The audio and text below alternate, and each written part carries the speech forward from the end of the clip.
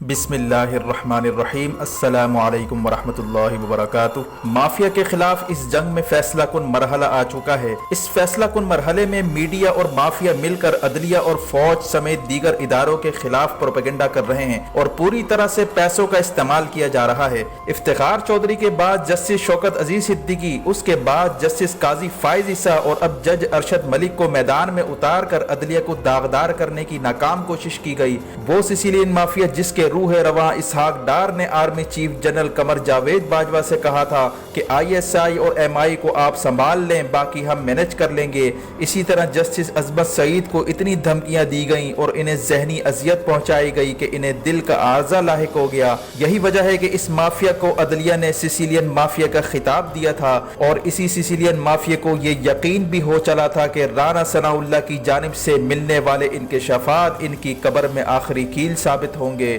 دوسری طرف ماروی میمن، جسے بے نظیر انکم سپورٹ کا چیئرمین بنایا گیا تھا، اس نے نون لیگ کے اہم ترین راز عوام کے سامنے لانے کی دھمکی دے دی ہے، جس کے بعد مریم نواز نے اچانک جعلی ویڈیو ریلیز کر کے عدلیہ کو داغدار کرنے کی کوشش کی۔ سوال یہ پیدا ہوتا ہے کہ ماروی میمن کے پاس وہ کون سے اہم ترین راز ہیں جس کے فوراً بعد نون لیگ کی ہنگامی میٹنگ بلوائی گئی اور اچانک مریم نواز کو عدلیہ کے خلاف جعلی ویڈیو کیوں ریلیز کرنا پڑی۔ مزید تفصیلات میں جانے سے پہلے ہمارے چینل کو سبسکرائب کر کے بیل آئیکن پر کلک کریں تاکہ ہر آنے والی ویڈیو کا نوٹیفیکیشن آپ کو بروقت مل سکے۔ ناظرین کرام، کچھ روز پہلے $70 بلین کی افواہیں اڑانے والی اس مافیا کو شاید یہ غلط فہمی تھی کہ پلی بارگیننگز کے نتیجے میں ان کے قتل اور غداری کے کیسز بھی معاف کر دیے جائیں گے، لیکن اس مافیا کو اس وقت اچانک دھچکا لگا جب منشیات کے الزام میں رانا ثناء اللہ کو دھر لیا گیا، جس کے بعد نون لیگ اور پیپلز پارٹی کی جانب سے اور اسی طرح میڈیا کی اہم شخصیات کی جانب سے بہت زیادہ واویلا کیا گیا۔ یہاں تک کہ حامد میر نے اپنا یہ وتیرہ بنا لیا ہے کہ روزانہ صبح اٹھ کر فوج کے خلاف ایک ٹویٹ اور رات کو سونے سے پہلے عدلیہ کے خلاف ایک ٹویٹ ضرور کرنا ہے۔ میڈیا کی اہم ترین شخصیات کو اس بات کا بخوبی علم تھا کہ رانا ثناء اللہ کی جانب سے ملنے والے انکشافات تفتیشی اداروں کو میڈیا کی دہلیز تک لے جائیں گے۔ اسی لیے نون لیگ کے میڈیا سیل کا کردار ادا کرنے والے حامد میر سمیت دیگر اینکرز کو یہ ٹاسک دیا گیا کہ اس وقت عدلیہ اور فوج کو اتنا بدنام کیا جائے تاکہ انسانی حقوق کی خلاف ورزی کا الزام لگا کر پاکستان کے نظام انصاف کو مشکوک بنا دیا جائے اور جو لوٹا ہوا پیسہ پاکستان میں آنا تھا اس کی راہ میں رکاوٹ ڈالی جا سکے۔ یاد رہے کہ پاک فوج کے سربراہ جنرل قمر جاوید باجوہ کے دورہ برطانیہ کے بعد اس حوالے سے اہم ترین معاملات طے پا چکے تھے کہ اس مافیا کی لوٹی ہوئی دولت کو پاکستان میں لایا جائے، اور آرمی چیف کے اس دورے کے بعد اس مافیا کو یہ یقین ہو چلا تھا کہ ان کی لوٹی ہوئی دولت کی حوالگی کا وقت آن پہنچا ہے، اور اگر لوٹی ہوئی دولت واپس آ جاتی ہے تو ایسی صورت میں اس مافیا کی پلی بارگیننگ کی کوششیں رائگاں جائیں گی اور سارے کے سارے یہیں پر دھر لیے جائیں گے۔ اسی وجہ سے نون لیگ اور پیپلز پارٹی نے فیصلہ کیا کہ اب عدلیہ اور فوج کو اتنا بدنام کیا جائے تاکہ باہر کے ممالک یہاں کے نظام انصاف کو مشکوک نگاہوں سے دیکھیں اور مجرمان کی حوالگی یا لوٹی ہوئی دولت کی واپسی میں رکاوٹیں ڈالی جا سکیں۔ یاد رہے کہ اسحاق ڈار، جس کی حوالگی کا تقریباً معاہدہ طے پا چکا تھا، اس نے برطانوی ہوم آفس میں جا کر یہ پیغام دیا کہ اگر مجھے پاکستان کے حوالے کیا گیا تو مجھ پر غداری کا الزام لگا کر مجھے مار دیا جائے گا، اور وہاں کی عدلیہ اسٹیبلشمنٹ کے ساتھ ملی ہوئی ہے، جس کے بعد اسحاق ڈار کی حوالگی تاخیر کا شکار ہو گئی۔ اسی طرح اسی مافیا نے اپنے میڈیا چینلز اور سوشل میڈیا کے ذریعے مارکیٹ میں افواہ پھیلائی کہ وہ $70 بلین دینے پر تیار ہیں، لیکن عمران خان مان کر نہیں دے رہے اور ڈالر کی قدر میں اضافے کے عمران خان ذمہ دار ہیں، اور یہ پروپیگنڈا انتہائی منظم طریقے سے کیا گیا جس میں عام لوگ انجانے میں اس غلط فہمی کا شکار ہو گئے تھے۔ حالانکہ حقیقت حال یہ ہے کہ یہ مافیا اپنا کل پیسہ دینے پر تیار نہیں ہے، صرف $1-2 بلین دے کر جان چھڑانے کی کوششوں میں مصروف ہے، جبکہ وزیر اعظم عمران خان نے پلی بارگیننگ کا ذکر کرتے ہوئے کہا کہ اگر یہ مافیا لوٹا ہوا پیسہ واپس کر دیتی ہے اور جرم کا اعتراف کر لیتی ہے تو انہیں جانے کی اجازت مل سکتی ہے، جبکہ یہ مافیا پورا پیسہ دینے پر تیار نہیں ہے۔ یہی وجہ ہے کہ جب رانا ثناء اللہ کو منشیات کے الزام میں گرفتار کیا گیا اور 14 روزہ جوڈیشل ریمانڈ پر بھیجا گیا تو رانا ثناء اللہ سے ملنے والے انکشافات نے ان تحقیقات کا رخ موڑ دیا۔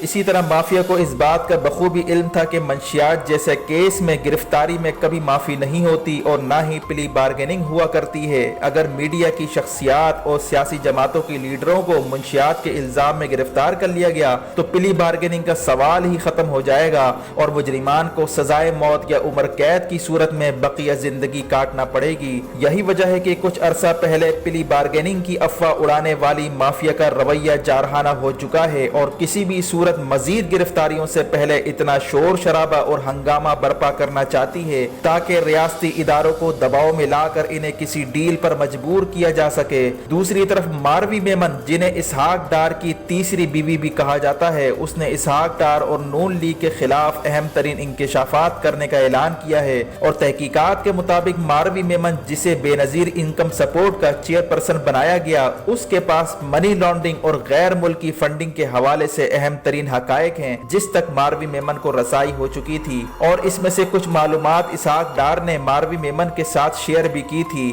شریف برادران کا خیال تھا کہ ماروی میمن اسحاق ڈار سے شادی کر کے شریف خاندان کا حصہ بن چکی ہے، اب اس کے سامنے اہم ترین راز رکھنے میں کوئی آر نہیں ہے، اسی وجہ سے اسے بے نظیر انکم سپورٹ کا چیئرپرسن بھی بنایا گیا۔ اور اس وقت کافی تجزیہ کاروں نے دبے لفظوں میں یہ بھی کہا کہ ماروی میمن کو بے نظیر انکم سپورٹ کا چیئرپرسن لگانا شریف برادران کا اہم ترین رازوں میں سے ایک راز ہے۔ تحقیقات سے یہ پتہ چلا ہے کہ بے نظیر انکم سپورٹ کی آڑ میں اربوں روپے کی کرپشن کی گئی اور کالا دھن کو سفید کیا گیا، یہاں تک کہ غیر ملکی خفیہ ایجنسیوں کی جانب سے کی جانے والی فنڈنگ کو بے نظیر انکم سپورٹ میں ظاہر کیا گیا اور وہاں سے یہ پیسہ نون لیگ کے میڈیا سیل کو اور شریف برادران کے بے نامی اکاؤنٹس میں جاتا اور اس طرح مظاہروں اور جلسوں کے اخراجات مینج کیے جاتے اور انہی پیسوں سے نون لیگ کا میڈیا سیل کھڑا کیا گیا اور ہزاروں اراکین کی بھرتیاں کی گئی جن کو ماہانہ تنخواہیں بھی دی جاتی ہیں۔ اس میڈیا سیل میں میڈیا کی اہم ترین شخصیات کو بھی شامل کیا گیا ہے جن کی تنخواہیں نون لیگ کا میڈیا سیل ادا کرتا ہے۔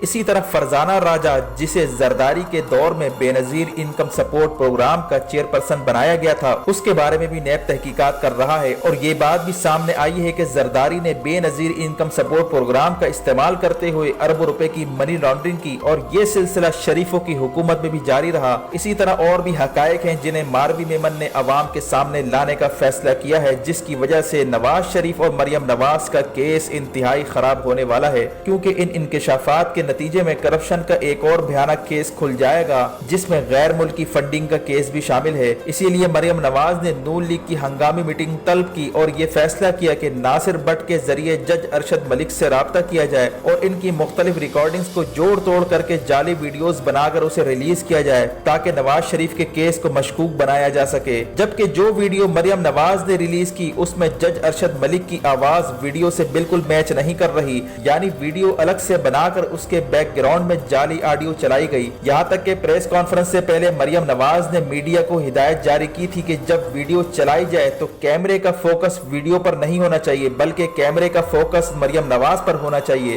وہ صرف آواز سناتی رہے گی اور ساتھ ساتھ اپنے پیپر سے دیکھ کر پڑھتی رہے گی، کیونکہ اگر ویڈیو براہ راست چلائی جاتی تو نون لیگ کی پول کھل جاتی جس میں ارشد ملک کی ویڈیو ان کی آواز سے میچ ہی نہیں کر رہی۔ یاد رہے کہ اس سے پہلے نیب کے چیئرمین جاوید اقبال کی ویڈیو بھی اسی طرح منظر عام پر آئی تھی، یعنی عدلیہ اور نیب کو مشکوک کرنے کے لیے اس مافیا نے ایڑی چوٹی کا زور لگا رکھا ہے اور ججز سے رابطہ کرنے کے لیے ان کے دوستوں کو بھی خریدا جا رہا ہے تاکہ دوستوں کے ذریعے خفیہ ریکارڈنگز چلوا کر اس میں سے کچھ اپنی طرف سے مکسنگ کر کے جعلی ویڈیوز ریلیز کی جائے۔ حکومت پاکستان نے اس آڈیو کا فورنزک کروانے کا اعلان کیا ہے۔ یاد رہے کہ ناصر بٹ جو جج ارشد ملک سے ملاقات کر رہا تھا، یہ وہ شخص ہے جو ہمیشہ نواز شریف کے ساتھ ساتھ رہتا ہے اور صحافی برادریوں میں لفافے تقسیم کرنے سے لے کر ججز اور وکلاء کو خریدنے تک زیادہ تر معاملات اسی کے ذریعے کیے جاتے تھے اور ان کا خاص ہدف پاکستان کی فوج ہے جسے بدنام کرنے کے لیے اس مافیا نے انٹرنیشنل اسٹیبلشمنٹ کے ساتھ مل کر پورا زور لگا رکھا ہے اور اس مقصد کے لیے جسٹس شوکت عزیز صدیقی، پھر جسٹس قاضی فائزی صاحب اور اب جج ارشد ملک کا نام گردش کر رہا ہے۔ اس سے ثابت ہوتا ہے کہ ہر ادارے میں بیٹھی کالی بھیڑوں کو اس مافیا نے استعمال کرنے کا تہیہ کر لیا ہے، لیکن مریم نواز کی اس جعلی ویڈیو سے ان کا اپنا کیس ہی مزید خراب ہو گیا ہے، کیونکہ ان پر پہلے ہی جعلی ڈاکومنٹس جمع کروانے کا الزام ہے، یہاں تک کہ کیلیبری فونٹس کی جعل سازی کو چھپانے کے لیے نون لیگ نے ویکیپیڈیا میں درج کیلیبری فونٹ کی تاریخ بھی تبدیل کر دی تھی۔ ناظرین کرام، ریاستی اداروں کو یہ بات بخوبی معلوم تھی کہ 30 سال سے مسلط اس مافیا نے اپنے آدمی ہر ادارے میں مسلط کیے ہوئے ہیں،